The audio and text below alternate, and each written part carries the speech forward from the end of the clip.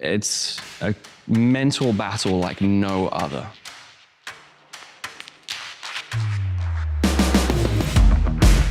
Golf there's a lot of mental toughness that's needed because there's a lot of rejection and one guy's only happy every week. There are so many people competing for the same prize. Really does seem like you're fighting against all odds. If you don't play well, you're not making money. So it's kind of important to be able to budget your money and be cautious with those things. The mental task of grinding it out on the mini tours is something that I don't think I'll ever fully be able to comprehend. How many miles has it done? 147,000. It's cruising. You're grinding whatever you do. Hopefully, that means you're working hard, right? And that's the key for me right now is what I've been trying to work on is controlling my tempo, right? With my speed control better. And I watch Josh and I know how good Josh is and I see him play and I think he's the favorite every time he tees it up. I love playing golf. I love competing more than anything. This is the 10:24 tee time featuring Josh Anderson. I want to win every tournament I play in. I want to beat everyone, but at the same time, it's like some things are out of your control. You have to bring it every week if you want to make it onto the PGA Tour, if you want to make it onto the Corn Ferry Tour. I don't care what anyone says. Like, you play 36 and you're focused and stressed out for a day. Yes, it's just golf at the end of the day. But once you commit so much of your life to it, I completely understand why Josh hasn't given up yet.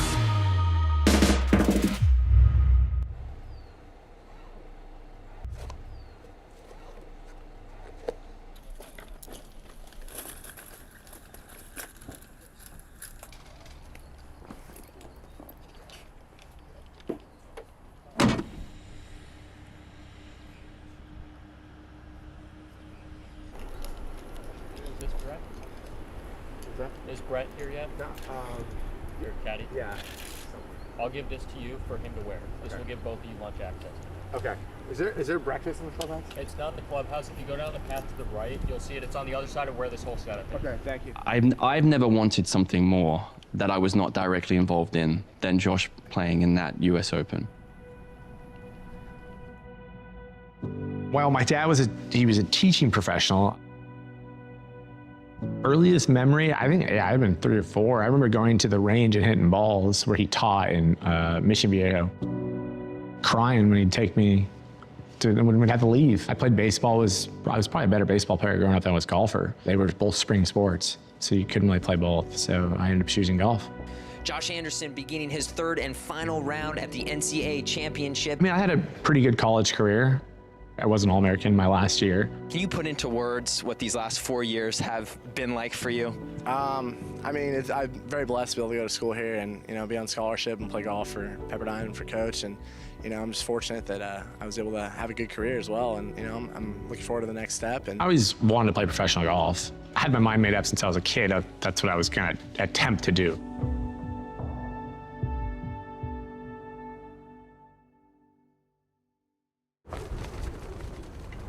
So getting your tour card is incredibly difficult. It takes playing a lot of good golf consistently at the right time. There are multiple ways to get it, and Josh has been grinding it out for that opportunity for years now. He's played in PGA Tour qualifiers. He's played in Corn Ferry Tour Monday qualifiers. He goes to Q School every single year. But this is a chance at the US Open and for Josh to play on the biggest stage. How important is a local qualifier? I'd say it's one of the most important tournaments of the year, just from an opportunity standpoint, because you can qualify for a major championship. It was a very tough course. I don't think Josh was aware of how close he was to qualifying. I just try and put my head down and play, and just where it falls, it falls. There was a shot on the 17th, and at this point, I'm thinking it's game over. I shanked it, off the tee. I shanked it way right. Shanked it forehand. That was quite the shot, and then I ended up getting up and down. It was an incredible up and down. I think I had like 80 yards. It was probably one of the worst shots I've ever hit in a golf tournament, actually. But then I still made par, which is crazy.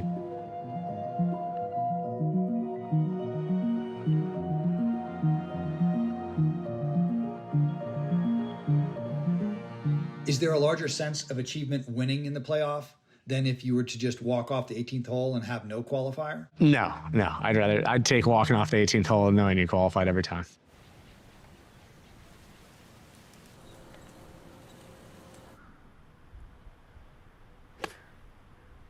Oh, what a shot. I made it a hole one. Hole one. Hole one. Did that go in? Whoa. It's about 6 inches from the hole. Oh, a great shot. Oh my God. My role with Josh is to support him in any way I can. Sometimes I say I manage him. I'm back in manager mode now. I'm just watching. Sometimes it's just more of someone to talk to, a support system. I love playing golf. I love competing more than anything. But I mean, do I love traveling and the grind? No. I embrace it, but it's not. I don't think it's something anyone particularly truly love. How'd you sleep, Josh? I slept good. Yeah, slept well. Just proper English. For a proper English. Thank you. Man. Thank you for doing that. Josh has been at this for so long, and he's been at this for 12 years as a professional, and he knows what he's doing out there.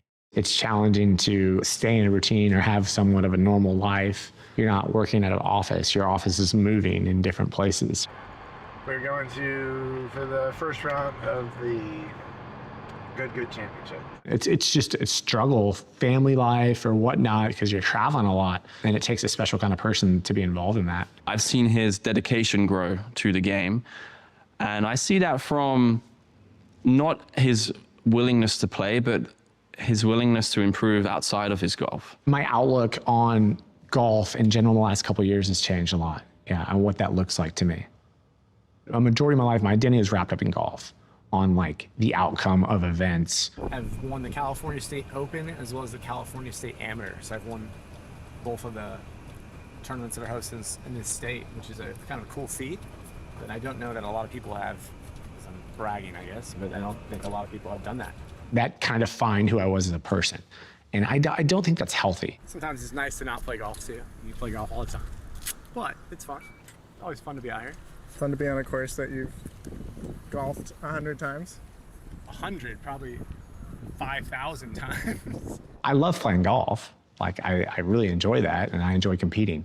But if our identity is all in that one thing, it's really hard to be fulfilled because you're gonna be left empty no matter what. I've seen him improve. I've seen his play improve. I've seen his confidence improve. I think that's the big thing. I think he has been given this platform and this ability to go play as much golf as he can play, as much golf as he's willing to play. And I'll tell you one thing, that's Josh is willing to play golf.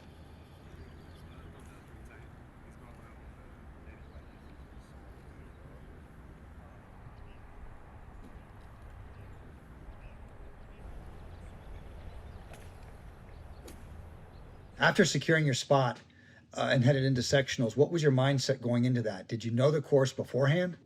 No, I didn't. I went on there and played it a few times. I knew a guy that was a member there that had me out, which was great. So I was able to get a couple rounds in, and I don't know, I'd been playing well. I just was like, man, if I just go play my game, I think I can qualify. Welcome. Nice to have you. From Murrieta, California, Josh Anderson. I've been to sectionals a lot. I think sometimes you put this emphasis on playing the play so well when it's not as hard as you think at sectionals if you have the right mindset.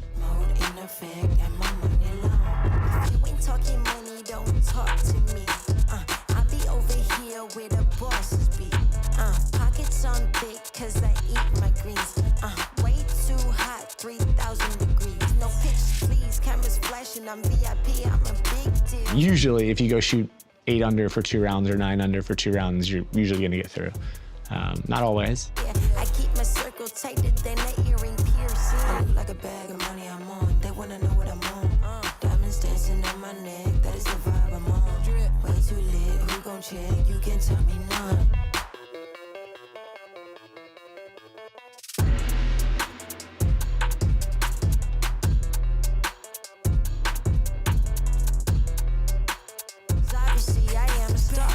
Run up a check with me, I'll make it rain, I got the funds. That's where that do for fun.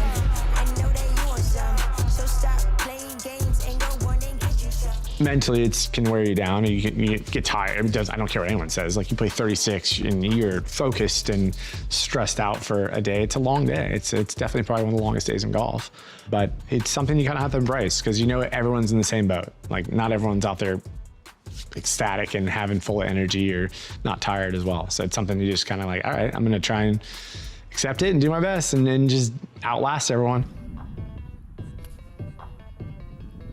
There wasn't much daylight, so they decided to come back the next morning and play. I wanted to play at that moment just because, like, I felt like I was playing well. And but I mean, once again, what can you do? It's like, I want to play. Well, we're not going to play. We're going to come back tomorrow. So it's kind of like, it was interesting because I don't think I've ever been a playoff where you had to come back the next morning.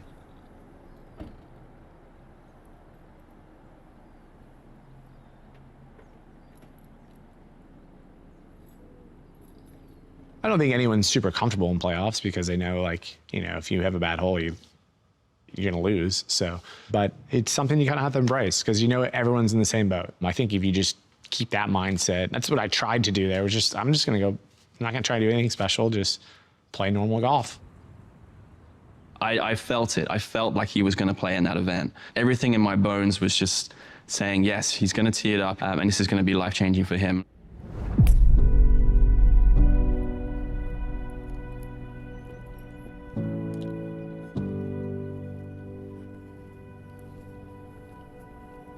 I had my opportunity, I didn't do it. So I left it in someone else's control. It's over so quickly when that last tee time takes place and you have that realization that you're just not gonna tee it up and Josh isn't gonna get to play. I'd say the most painful thing was that it was like, other than Torrey Pines, like that was like the US Open basically in my hometown. In fact, not that LA is my hometown, but home area, you know? From that point onwards, you sort of, you say to yourself, how can I assist and be a support system to Josh after going through this devastating gut punch? So Josh was offered to go to Europe.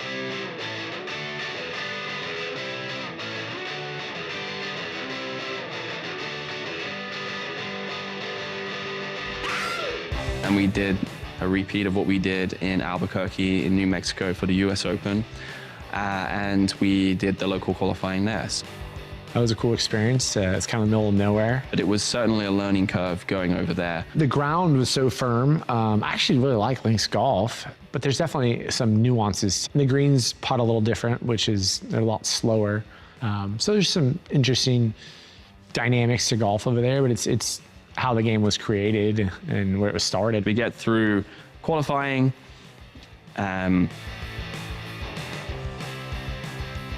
I hit a great shot, a tee shot there, and it rolled 90 yards into the bunker. And it was like terrible bunker to be in again. Just rolled and rolled and rolled and rolled and had to make it bogey. And yeah, that was it.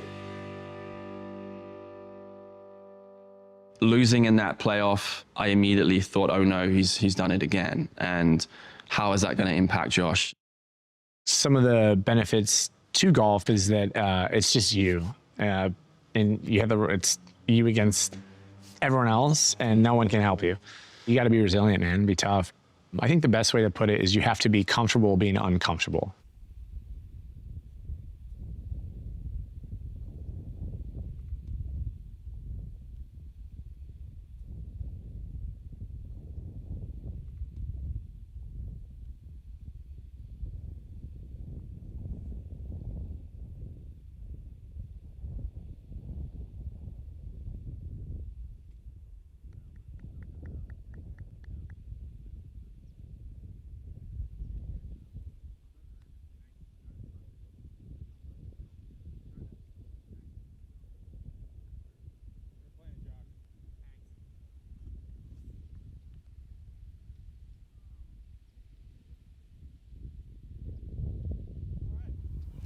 And next up for our overall champion this year, we came in with a round of 65 today in the final round and a 204 overall for 3 days.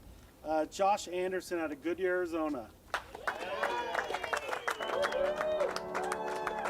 I said personally, in my will and my own understanding, I was like, man, if I'm 32, 33, 34, 35, still trying to play, and I'm not at where I think I should be. I don't plan on doing that, and yet here I am.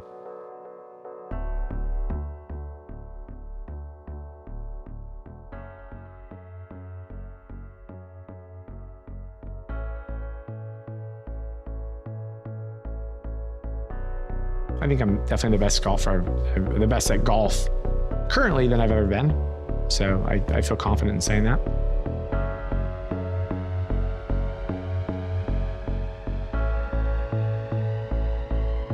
I don't know what the future holds, but I think I'm content with where I'm at right now, and I'm just gonna try and do the best I can.